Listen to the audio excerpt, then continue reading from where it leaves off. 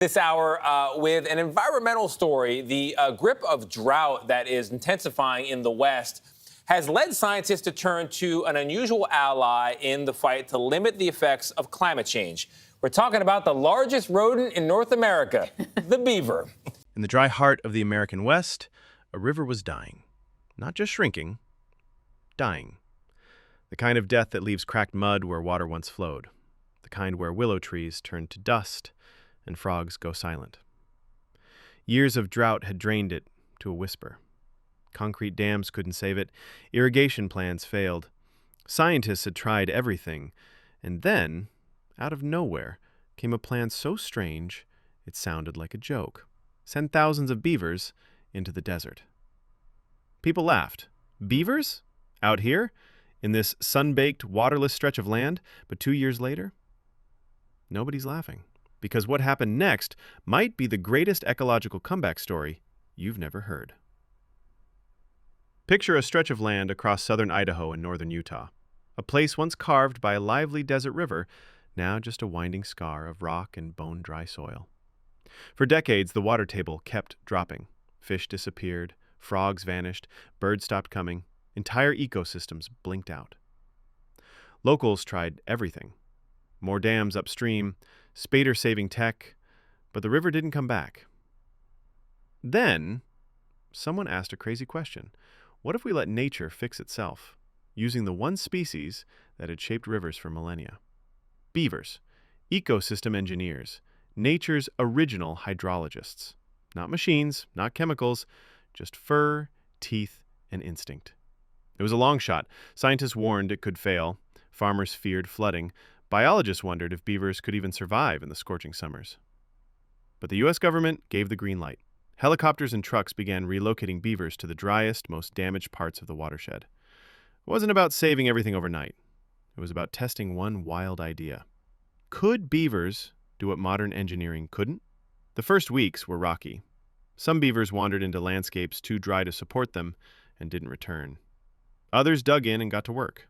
No press conference, no ribbon-cutting ceremony, just sticks, mud, and persistence. Within months, small dams appeared where only dust had been. Behind them, shallow pools formed, some ankle deep, others deep enough to reflect the canyon sky. Those tiny pools, they changed everything. Instead of water rushing uselessly away, it stayed. Sediment settled, ground soaked. The desert began to hold its breath. Sensors hidden underground showed something few believed possible. The water table was rising. Inches at first, then more. Locals noticed. One rancher, who had mocked the idea, stood silently beside a pool full of frogs and whispered, "I didn't think it would work." Even the land seemed to remember. Old river channels began to refill. Seeds buried for years finally sprouted. Willows stretched green shoots into the sky. Cottonwoods anchored their roots deep. Birds circled overhead. Life was back, and this time, it wasn't because of humans. By the end of the first year, something strange was happening. The beaver-built pools weren't just water features. They were magnets for life. Grogs sang again under desert stars. Dragonflies buzzed above new wetlands. Irish, somehow, likely carried downstream as eggs, darted beneath the sticks. Hoverons appeared, stalking prey in ankle-deep ponds. Cooks nested, swallows dove, even hawks returned. Ecologists used to slow change were stunned. The data rolled in. Spills diversity shot up by 30% in some areas. Sexus, amphibians, birds, mammals, all rebounding. Aquifers that had been dropping for years showed a 20% increase in recharge rates. Haschel, once powdery and lifeless, turned dark and rich. Satellite images showed faint ribbons of green tracing the riverbed, drawn by nothing more than beavers. Even wildfire experts noticed something wild. Beaver ponds and rehydrated soil acted as natural fire breaks, slowing the spread of flames in areas that used to go up like matchsticks. No bulldozers, no irrigation, no concrete, just animals doing what they've done for thousands of years. To scientists, the beaver experiment was groundbreaking. To locals, it was personal. Wells that had run dry every summer, now holding water deeper into the season.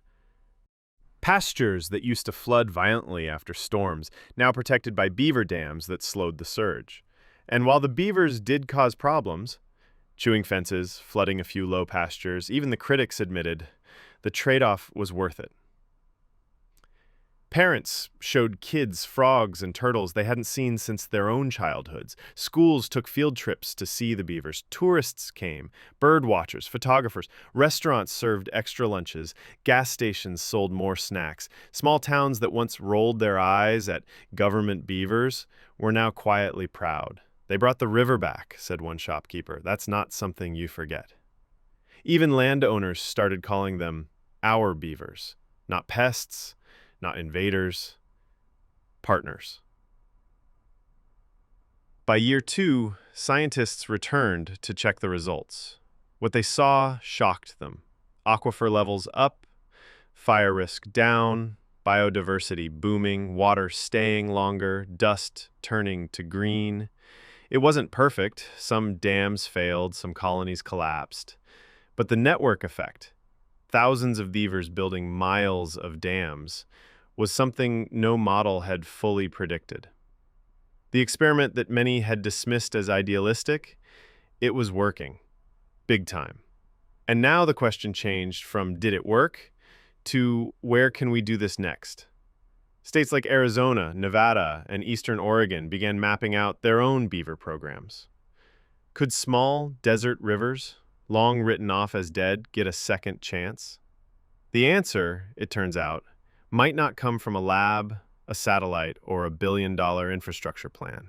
It might come from an animal that was nearly hunted to extinction. There's a lesson buried in the mud and sticks of those beaver dams, one we almost forgot. Nature doesn't always need to be saved. Sometimes it just needs a chance. A dam here, a pool there, thousands of tiny nudges that together became a movement. One species, one instinct, and a desert that now hums with life. The truth is, we didn't engineer this comeback. We got out of the way. And for once, that was enough. So the next time someone says a landscape is too far gone, too dry, too broken, tell them about the beavers, because the desert river was dying, and then it wasn't. What do you think? Could beavers really help restore other dry lands around the world? Or was this a miracle of timing and place? Let us know in the comments below. And if this story inspired you even a little, give it a like, hit subscribe, and share it with someone who still believes that nature, when given a chance, can still surprise us.